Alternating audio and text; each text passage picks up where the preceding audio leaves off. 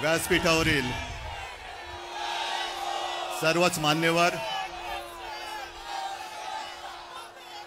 आणि तुमचं वर्णन काय करायचं, जमलेल्या माझ्या तमाम जागरूक देशभक्त आणि खऱ्या मतदार बांधवांनो, भगिनींनो आणि मातांनो, माझ्या आठवणीप्रमाणे संयुक्त महाराष्ट्राच्या नंतर महाराष्ट्रामध्ये सर्व राजकीय पक्षांची एकजूट पहिला प्रथम झाली असेल. ही विरोधी पक्षांची एकजूट नाही, ही लोकशाहीचं प्रतिनिधित्व आणि लोकशाहीचं नेतृत्व करणाऱ्या सर्व राजकीय पक्षांची एकजूट आहे. आणि मतचोरी करणाऱ्यांना सांगतो की आज नुसती ठिणगी बघताय, या ठिणगीचा वणवा कधी होऊ शकेल एवढं लक्षात ठेवा. तुमच्या बुडाला आग लावण्याची ताकद या ठिणगीमध्ये आहे.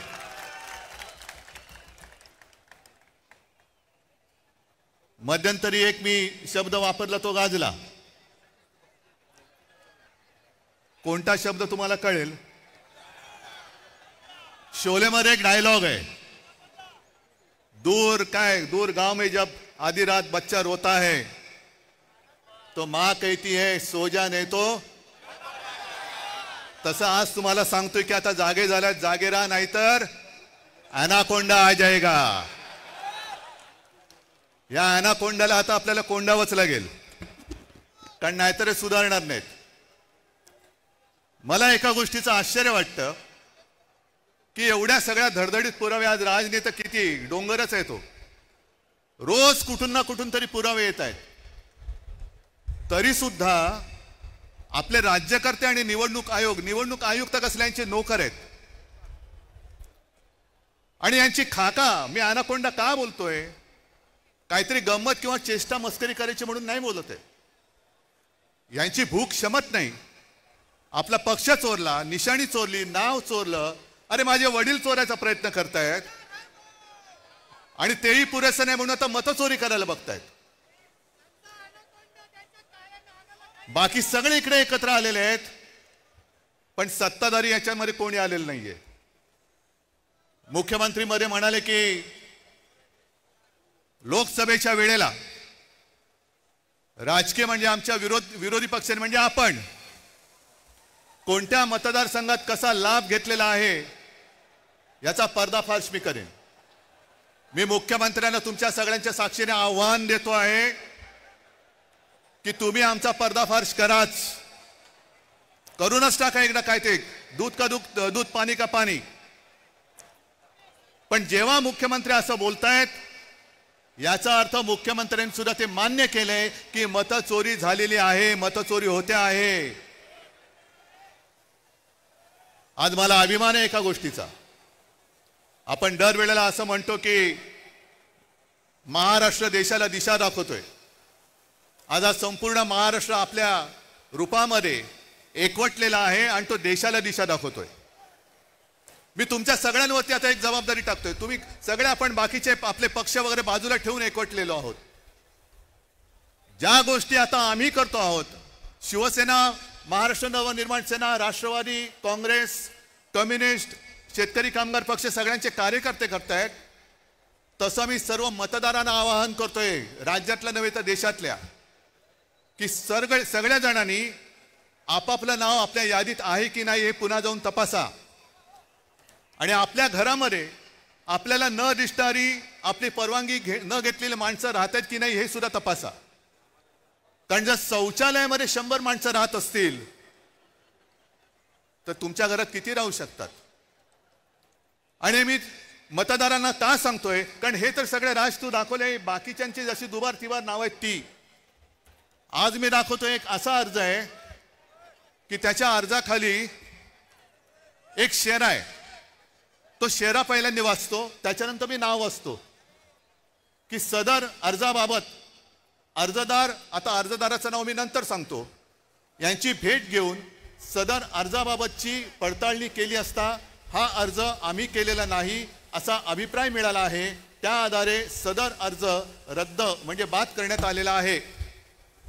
आणि हा अर्ज ज्याने अर्ज केलेलाच नाही, आपल्या नावाने ज्याने अर्ज तिकडे कोणी केला हे माहितीच नाही, त्या अर्जदाराने केलाय. आता हा अर्जदार शोधायचं कुठे? तर त्या अर्जदाराचं नाव आहे उद्धव बाळासाहेब ठाकरे. उद्धव बाळासाहेब ठाकरे या माणसाने हा व्हेरिफिकेशनचा अर्ज केलाय ऑनलाईन, जो उद्धव बाळासाहेब ठाकरेलाच माहिती नाही. त्याच्यावरती मोबाईल नंबर खोटा आहे. एक 2 दिवसापूर्वी मी बसलो होतो मातोश्रीमध्ये लोकांना भेटत. मला रवीने येऊन सांगितलं की निवडणूक आयोगाची माणसं आलेत. म्हटलं निवडणूक आयोगाची म्हणजे साधू संत येती घरा, तोची दिवाळी दसरा. आता दिवाळी झाली, दसरा झाला, हे कशाला आले? मग निवडणूक आली असणार. मग त्यांना बोलवलं, त्यांना विचारलं. सगळी मराठी माणसं, त्यांची काही दोष नाही, आमच्याच गव्हर्नमेंट कॉलनीमध्ये राहणारी. आणि म्हटलं बोला, काय हो, काय माहिती पाहिजे तुम्हाला? नाही तुम्ही सांगा. म्हटलं मी काय सांगू, मला काय माहिती तुम्हाला काय पाहिजे? नाही टेलिफोन नंबर बरोबर आहे का? म्हटलं टेलिफोन नंबर खोटा आहे. मग आणखीन काय तुम्हाला सांगायचं? म्हटलं मी कशाला, तुम्ही माझ्याकडे आलात. नाही तुम्ही अर्ज केलाय व्हेरिफिकेशनसाठी.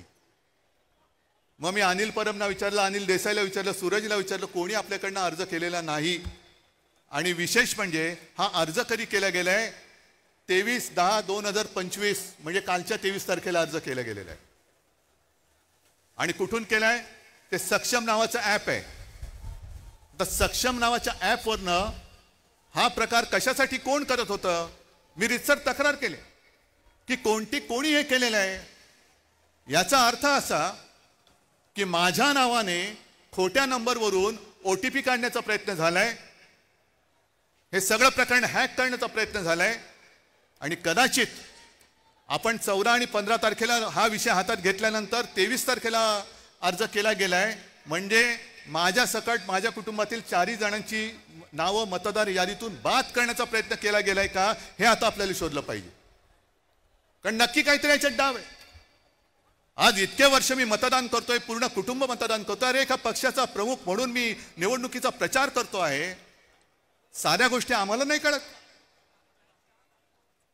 ह्याचाच अर्थ असा की जयंतराव तुम्ही जे बोलला तर यांचा सर्व्हर कोणाच्या तरी ऑफिसमध्ये आहे. आपल्या विजय वडेट्टीवारांनी एकाचं तर नावच घेतलं होतं की ही पक्षाची लोक, ही पूर्ण यंत्रणा, ॲप सकट सगळे सर्व्हर हे यांच्या हातामध्ये आहेत. कोणाची नावं टाकायची, कोणाची नावं काढायची, कोणी किती वेळा मतदान करायचं.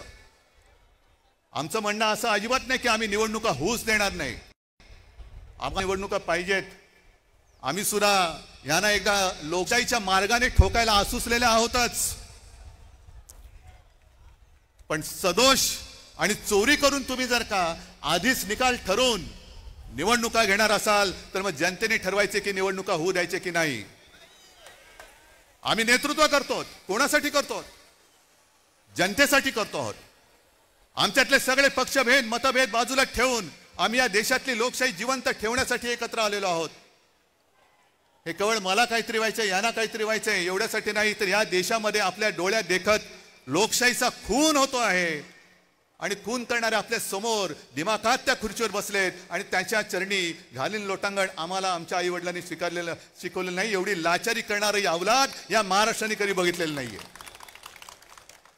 आणि म्हणूनच हे जे काय चाललेलं आहे हे नुसतं आम्ही येतोय, राज काहीतरी करतोय, मी काहीतरी करतोय, पवार साहेबांची राष्ट्रवादी आणि त्यांचे सगळे नेते करतायत, शेका पक्ष करते, काँग्रेस करते, एवढ्या पुरतं नाहीये. आजपासून तुम्ही सगळ्यांनी आणि प्रत्येक राज्यातल्या प्रत्येक नागरिकांनी ही जबाबदारी घेतली पाहिजे की मत चोर जिकडे दिसेल तिथल्या तिथे त्याला फटकावला पाहिजेच. लोकशाही मार्गाने फटकवा. आता लोकशाहीचा मार्ग तुम्हाला माहिती आहे. आम्हाला कायदा हातात घ्यायचा नाहीये, पण कायद्याचा खोटा दांडुका जर आमच्या डोक्यात मारणार असाल तर त्या दांडुक्याचं सुद्धा काय करायचं हा सुद्धा निर्णय घ्यायला ही महाराष्ट्रातली जनता सक्षम आहे. परत एकदा सांगतो, आज ही सगळी एकजूट झालेली आहे. ॲनाकोंडा तर बसलेलाच आहे. मी मागे सुद्धा तुम्हाला आवाहन केलेलं आहे की जसजशी निवडणूक येईल तस तशी यांची दडपशाही सुरू होईल. आम्ही प्रामाणिकपणाने कायदेशीर मार्ग अवलंबतो आहोतच. येत्या काही दिवसात हे सगळे पुरावे घेऊन आपण न्यायालयात जाणार आहोत. बघू न्यायालयामध्येच तरी आपल्याला न्याय मिळतो की नाही याची सुद्धा परीक्षा होईल. निवडणूक आयोग तर तिकडे लाचार झालेलाच आहे.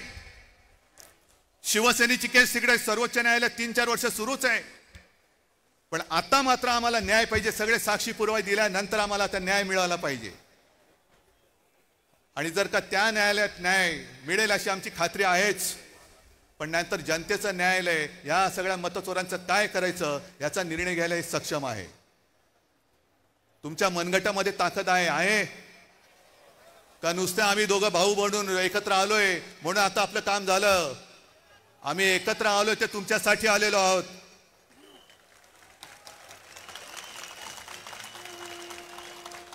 आम्ही एकत्र आलो आहोत ते मराठी माणसासाठी आलो आहोत. आम्ही एकत्र आलो ते हिंदूंसाठी आणि महाराष्ट्रासाठी आलेलो आहोत. पण अशा वेळेला आम्ही पुढे जात असताना तुम्ही भक्कमपणाने साथ देणं हे तुमचं कर्तव्य आहे. आणि जर साथ देण्याची तुमच्या धमक असेल तर एकदाच मला दोन्ही हाताच्या मुठी आवडून वरती करून दाखवा. आणि मुद्दामून या तुम्हाला सांगितले, कारण फोटोग्राफरने फोटो घेऊन हा मतचोरांच्या बादशाकडे पाठवून द्या. बघा ही मूठ महाराष्ट्राने आवडलेली आहे. जर मत चोरी करून तुम्ही निवडणुका घेण्याचा प्रयत्न कराल तर ही मूठ तुमच्या टाळक्यात हाणल्याशिवाय राहणार नाही. जय हिंद, जय महाराष्ट्र.